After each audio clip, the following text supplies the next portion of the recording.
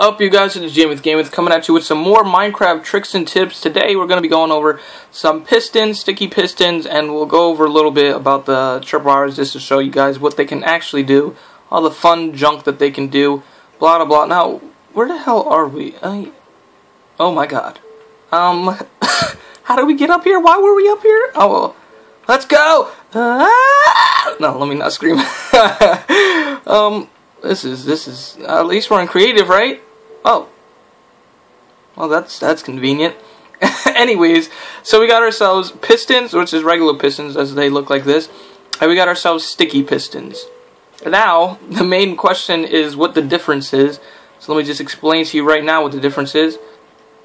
As you can see, that block pushes out, pushes back in, pushes out. The block keeps moving with the piston. Now, if I do this, see that? Pistons don't pull blocks back with them because I guess because of this little sticky stuff that's on the pistons, doesn't, like, it sticks to that thing right there. I can't explain it. It's made out of slime, so maybe slimes are sticky. I don't want to know. But nonetheless, pistons push blocks and don't pull them back. Sticky pistons do in fact pull the block back. Bam, as you can see here once more. So pistons, and I'm just going to be working really with sticky pistons right now because they're a lot more convenient, I guess you could say. As you can see right here, sticky pistons and pistons in general. When I say sticky pistons, I mean pistons in general. Can be placed in any direction, blah blah blah. As you can see right here, they can move in any direction. If I could power that, that would be great. Bam, as you can see there, they're getting pushed in all different directions. And they can be powered from any side that is not on their, flat brownish side, like with the green, either with the green side or with the brown side. So this side, as long as they're not getting powered from this side, they're perfectly fine, as I could show you right here. So right here, you see they're on both sides of it, no problem. But right here, when it's right in front of it like that, it doesn't work. If I put it to the side, actually, wait, would it work from there? It should work, no? No, does not, I guess.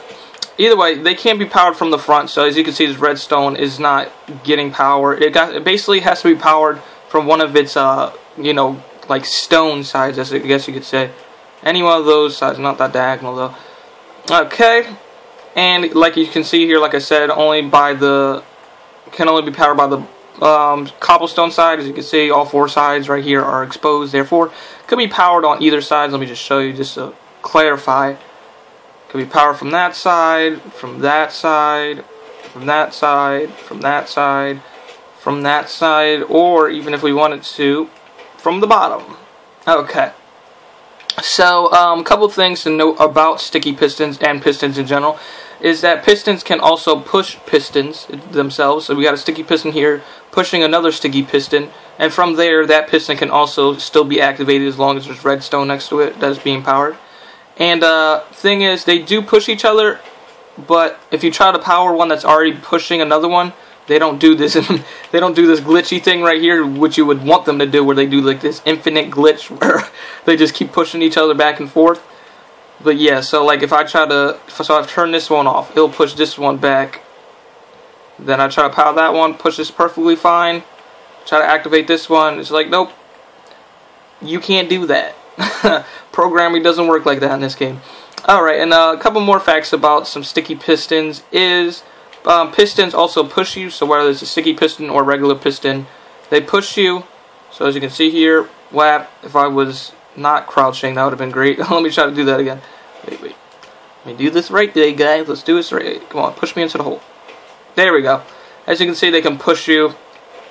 I guess that's good for traps and stuff like that. We'll talk about that more a little bit later. For now, let's not have that there. Okay. Now, one fact I just figured out pretty recently that I was kind of testing out is that pistons can push up to 12 blocks in front of them. Alright, so right here, I'll count it for you. We got 1, 2, 3, 4, 5, 6, 7, 8, 9, 10, 11, 12. 12 blocks. Right here we got 13 blocks. As you can see, there's one more. So if we try to power this one over here, works perfectly fine. And of course, it doesn't pull back the whole thing. It only pulls back the block it's connected to, as that would make enough sense. And now we got 13 right here. So I try to power this, nothing happens. Nothing happens whatsoever. Because I guess there's a limit of the strength of these pistons, and 13 blocks is too much, 12 is the limit. So remember that if you're ever trying to push multiple blocks with pistons. Now, here comes the little fun part. I set up right here, as you can see right here, and like there's not too much about pistons right now because of the fact that, you know, they'll come back into play when we start making machines. But like their basic like use is pretty straightforward. They push blocks and they pull blocks. If they're sticky pistons, they don't. If they're regular pistons. There's a couple of extra properties about pistons that are interesting. First is that not all blocks get pushed.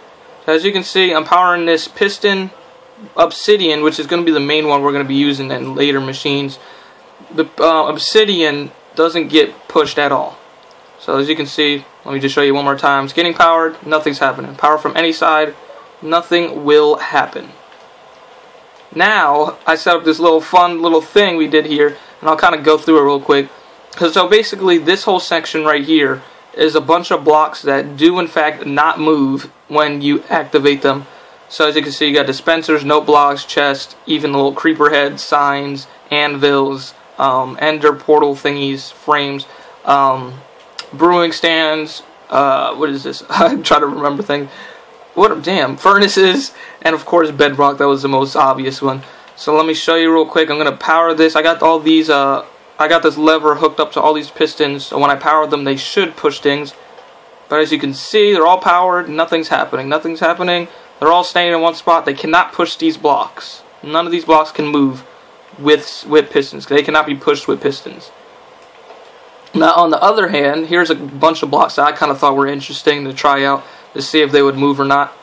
And all these right here, up to about right here, are blocks that can move when you power pistons. You got your fences, your rails, even cauldrons with water in them, crafting tables, even carpets and glass and steps. So let me show you right here. They're all off. Turn them on. As you can see, they all get pushed out one block. As you can see right there. I kind of like. Let me see if I can show you. I kind of like how the whatchamahoo looks when it gets powered. Let me see if I can show you the rails. They kind of look cool.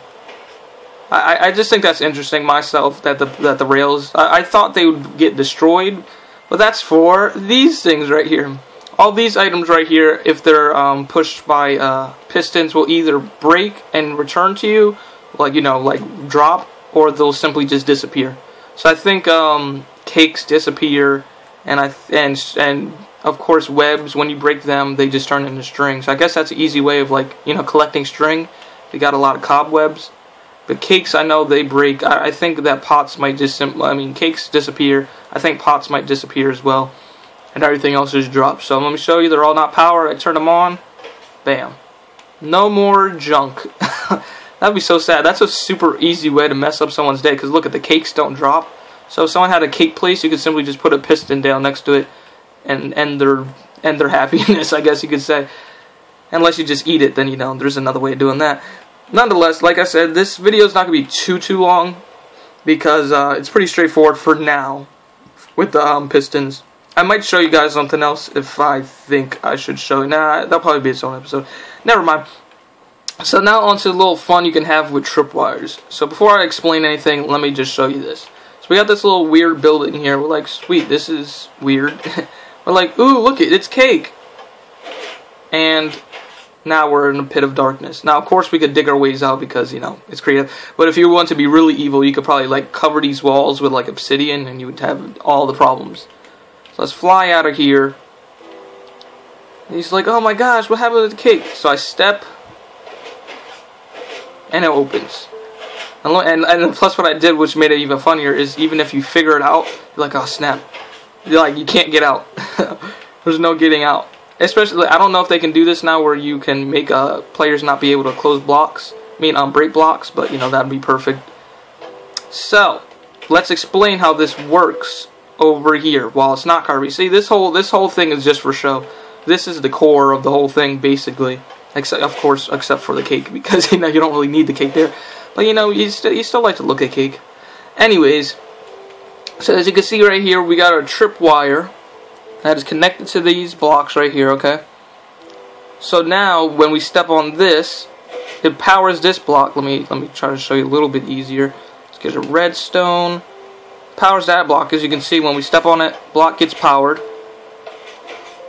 And when this block gets powered, you know when you power a block that's connected to a redstone torch, as we explained before. Remember this whole sitch where you power a block that's connected with redstone. So when this is powered, this turns off. So when this turns off, it'll turn all these off because they're on right now. I got them automatically on. As you can see, the redstone torch is powering this redstone, turns them on. It keeps the floor looking like a floor, not like some open gap that you walk into. So they're all getting powered. I put them on my 3 set. Like I said before, I like to put them on the 3 just so then there's not too much lag or anything. Okay, and the same thing is happening on the other side as well. All right. So I step on them, they turn off. Let me show you a little bit easier. I'll throw that there. Remember that? Oh, look it, we're using what we know. So this gets power, it turns this off, which in turn turns these off, which makes them pull back. Now I don't know what's up with this block. This block is weird. I think it's because it's right next to the tripwire. There's this weird like laggy kind of problem with it. I'm not 100% sure. If someone could explain that to me, I'd be grateful, I guess. But yeah. So basically, turns off torch, turns off redstone, turns off pistons. You're stuck in a hole. No cake for you. And that's one of the ways of using your tripwire. This is one of the easiest ways I can see of using tripwire. It's basically for traps, because it seems like with it's made for traps, honestly. Because tripwire, like, what are you gonna do with tripwire other than, you know, trap things? Tripwire is like the ultimate trap thing. I guess it's just to like even make your friends even madder in your worlds when you like start. Oh, what the hell? I think I just saw a piece of string floating somewhere. Oh, you see it? Magical string. Okay. You know what? We'll go over what we were gonna explain in the next episode. We'll just go over it really quickly. We'll give you a little sneak peek of what we're gonna be working on next. So the next thing we're probably gonna be working on, which is gonna be probably our first machine in Minecraft, is in fact the clock. Now you're like, what clocks? We already have clocks. We already have the regular clocks, the yellow weird looking ones. I'm talking about some redstone timing clocks. So let me set this up right here. I'll explain it after I set it up, because sometimes I forget exactly how to set it up. I believe it's like this. I haven't done this in so long, so I can't remember 100%. There we go. We got it. That's a clock for you right here. As you can see, this piston is continuously pushing and pulling this block in and out, in and out, in and out, in and out. So now, let me turn that off because that's annoying. So now let me explain. Actually, you know what? I won't explain it yet. I'll wait until the next episode. I just kind of want to show you guys the whole dealio with pistons. This is as you can see, like I said, pistons are going to get a lot more confusing, but this is just the basics of pistons. And remember this is the one fact you need to remember. So let's just go over kind of what we just learned. That obsidian does not get pushed by pistons. And a couple of blocks, as you can see here, can also not get powered. Basically, you just got to know which blocks can't be pushed by pistons. That's basically all you need to know. You don't need to remember all the blocks. It's basically, because look, these are just a few of the blocks that get pushed by pistons, because most blocks get pushed by pistons. So there's no need to try to remember all the ones that do. It's a lot easier just to remember ones that don't. Like chests, you can't push those. So if you try to make like some kind of room that pushes your chest out when you walk into it, it'd be awesome, but you can't do it. Same thing with anvils, can't do that, so you can't push them on people's heads unless you break the blocks yourself.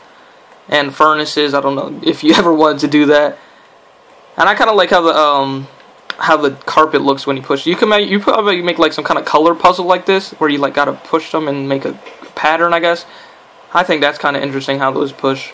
And I think snow as well. So I meant to put snow down, but I think it might have melted before I got a chance to show you guys. Let me see.